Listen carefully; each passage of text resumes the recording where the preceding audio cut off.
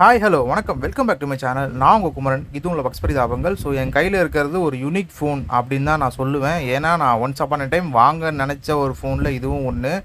என்னடா ரியல்மி ஃபோனை காமிச்சிட்டு இப்படி பேசுகிறேன்னு கேட்குறவங்களுக்கு, ரியல்மிலேருந்து வந்த கடைசி ஃப்ளாக்ஷிப் ஃபோன் இதுதான் சொன்னால் நம்புவீங்களா? ஆமாங்க, இது ஒரு 8 Gen 1ஓட வந்த 2022 லான்ச் ஆன ரியல்மி GT2 Pro தான் என் கையில் இருக்கிறது. ஸோ 2024 ஏன் இந்த ஃபோனோட ரிவ்யூ அப்படின்னு நீங்கள் கேட்குறவங்களுக்கு, இப்போ ரீசெண்ட் டைம்ஸில் யூஸ்டு மார்க்கெட்டில் புதுசாகவே ஒரு நல்ல கண்டிஷனில் பாக்ஸ் பீஸோடைய ஒரு 17,000 கிடச்சா இந்த ஃபோன் எப்படி இருக்கும் அப்படின்றது தான் இந்த வீடியோ. ஸோ 17,000 தாராளமாக மார்க்கெட்டில் கிடைக்குதுங்க. வெறும் மொபைல் வேணுன்னா 16,000 பாக்ஸ் ஃபுல் கிட்டோடு வாங்கினீங்கன்னா 17,000 கிடைக்குது.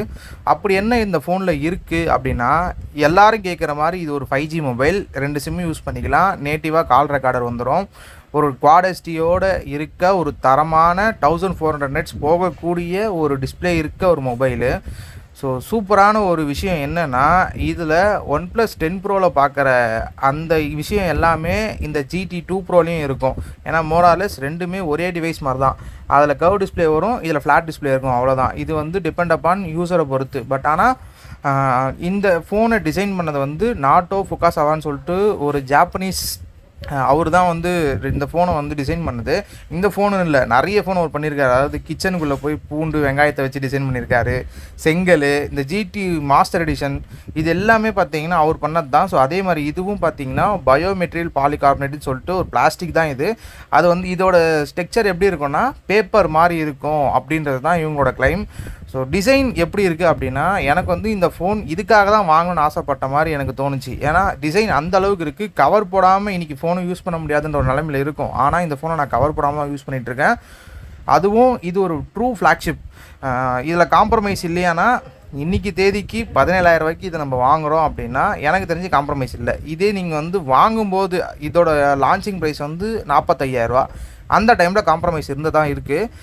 OnePlusலேயே காம்ப்ரமைஸ் இருக்குது, இதில் இருக்காதா அப்படின்ற மாதிரி தான் இருந்தது. இப்போ இது ரன் ஆகிட்டு இருக்கிறது வந்து Android 14 தான் ரன் ஆகிட்டுருக்கு. பீட்டா வெர்ஷனில் தான் இருக்குது, இன்னும் ஸ்டேபிள் வரல. ஆனால் வந்துட்டு பீட்டா வெர்ஷனில் தான் நான் யூஸ் பண்ணிகிட்ருக்கேன். பக் வந்து பெருசாக ஒன்றும் நோட்டிசபிளாக இல்லை, ஏன்னா இதை நான் செகண்டரி டிவைஸாக தான் யூஸ் பண்ணிகிட்ருக்கேன். அதே மாதிரி ஒரு நல்ல கேமரா இருக்கா அப்படின்னு கேட்டிங்கன்னா, நல்ல கேமரா. பட் ஆனால் அதில் ஒரு 3 MP வந்து இந்த மைக்ரோஸ்கோபிக் கேமரான்னு ஒன்று கொடுத்துருப்பாங்க. இதோட லாஸ்ட்டுன்னு நினைக்கிறேன். இதுக்கப்புறம் எந்த ஃபோன்லேயுமே அது வரலை. எனக்கு தெரிஞ்சு இந்தியாவில் லான்ச் ஆன ஃபோனில் இதில் மட்டும்தான் வந்துச்சு அது.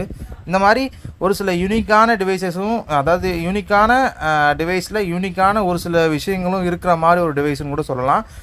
இதில் யூனிக்கான இன்னொரு விஷயமும் இருக்குது. எல்லா ஃபோன்லேயுமே 119 டிகிரி இல்லைனா 121, சாம்சங்லாம் 123 டிகிரி வைட் ஆங்கிள் கொடுப்பாங்க. இதில் 150 டிகிரி வைட் ஆங்கிள் அந்த லென்ஸும் வந்து யூஸ் பண்ணியிருப்பாங்க. இது OnePlus 10 Proவில் இருந்திருக்கும். அதே மாதிரி ஃபைன் சீரீஸில் இருந்தது. இதுவும் இப்போ வேறு எந்த ஃபோன்லேயும் வரதில்லை.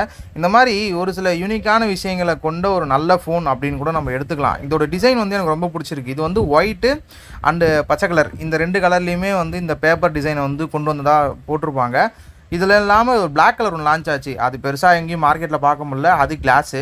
பட் எனக்கு தெரிஞ்சு இது ஒரு நல்ல ஃபோன் மாதிரி தான் யூஸ் பண்ணும்போது தெரியுது. இதோட ரிவ்யூ வேணுமான்றது கீழே கமெண்ட் பண்ணுங்கள். நானும் வந்து அதை தெரிஞ்சுக்கிட்டு, நிறைய பேர் கேட்டிங்கன்னா கண்டிப்பாக ரிவ்யூ போடுறேன்.